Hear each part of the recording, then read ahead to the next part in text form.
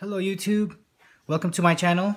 Like the title says, the topic today is going to be talking about the legendary one and only Buck 119. It comes with the stylish nylon sheath. Here's right here. I'll tell you about the sheath here in a second. But here comes the knife. Nice, isn't it? Sorry, I didn't get a polish this morning. This literally sat in my gear closet for quite some time. I'll show you what's my use for this knife here, my practical use on what I normally use these types of knives for. But other than that, a little quick history. Buck's knife has been around since 1902. The history starts with a Kansas blacksmith named by Hoyt Buck. Was looking for a better way to temper some steel, and he got a hold of I guess a bunch of files. And he melted it down, you know, handcrafted his own steel, and made his own type of knife.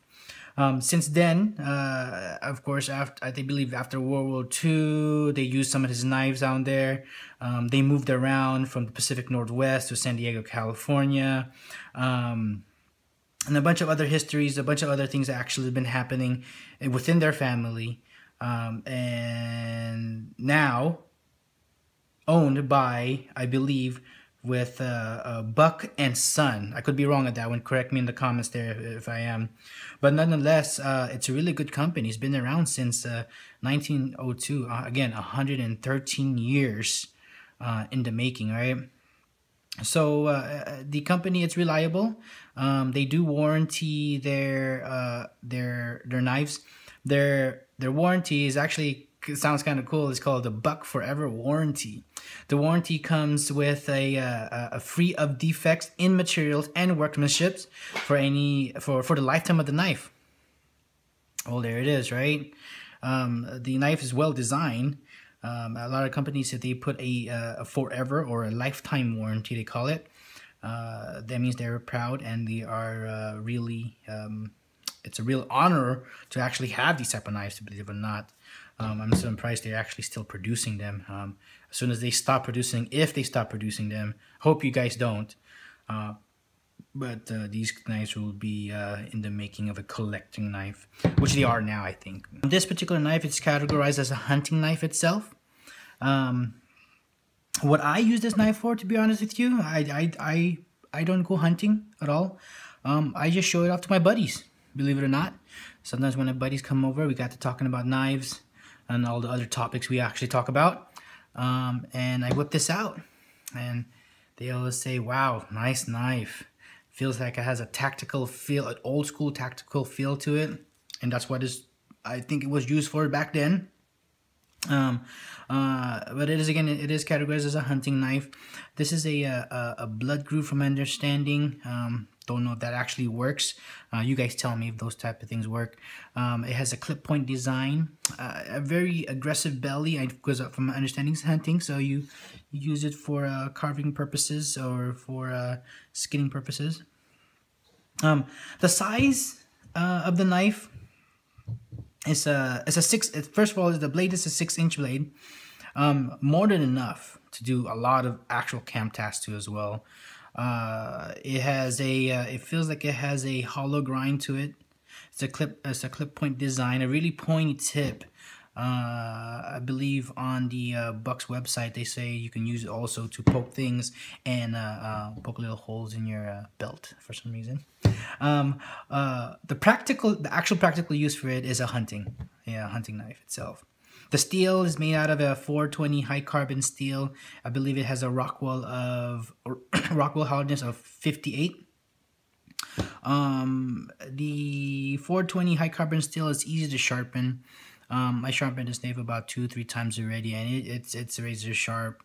And as you may see in some of my other videos, you know what razor sharp is. I will do the test today, but in some cases this knife here probably doesn't need to actually prove himself anymore for the 113 years of history, right?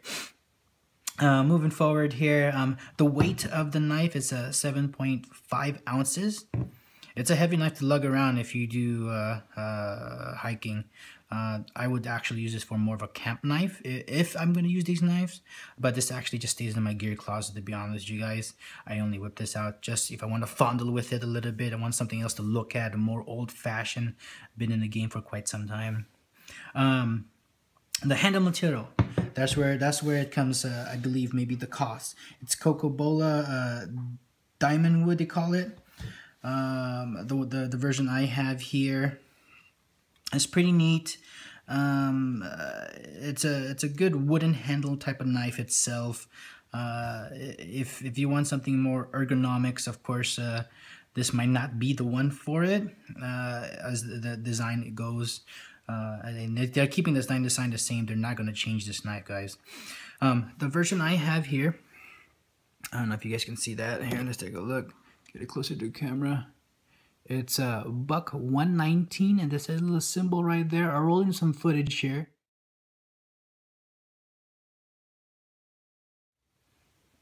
There we go. This one here is made, I believe, in 2011. That's a stamp date here. These knives are made in the USA. From what I've done research on, so it's pretty neat. I got a USA knife, right? The cost of the knife, I looked around Amazon and the Buck website. It ranges from $75 to $134 for this particular knife itself. Well, if you can justify $135, there's a lot of other good knives out there for $135, and there's other good knives out there for $75 as well. So if you are looking for a classic, maybe a collectible knife, that's what I would categorize this knife as, collectible, and also durable, active knife that you can use. So it falls in both categories. You can go to Buck and get a custom one design. You know, pretty sure it's going to cost you a little bit more than $135, right? You get the engraved. You can get it engraved as well. And then, again, there's a lot of better knives out there. But for the money, for $134, I guess is okay. You know, if you're knife collecting, it's perfectly fine. And I'll be honest with you guys, this here was passed down in our family. I kind of lost track who passed this down to my brother. My brother gave it to me because he doesn't like knives at all. So I got lucky with this guy here. I had to buy this sheath separately on Amazon itself. I did not see. I unfortunately, when I hit the submit button, I didn't know that there was a leather version of it. So, well, I got the nylon one here. But other than that, overall, the knife is pretty decently well designed. For 113 years of success, 113 years of being a knife company, I think this particular knife here has the reliability of a good blacksmithed knife. In addition to this, guys, I'm really actually happy that I have one of these. A little piece of history. That's not that much of a cost, to be honest with you. I know you can actually find this particular knife too as well. Maybe not the Coca-Cola. Maybe you can at Walmart. From my understanding, they range from roughly about 50 to 70 bucks down there. I'll probably check it out, you know, and see what the cost. Put that in the recommendations somewhere in the comments. But other than that, guys, thanks for watching. It's a really good knife to have. Please subscribe to my channel to check out more of my upcoming videos that I'll have for you guys soon. All right. One last look at it right here.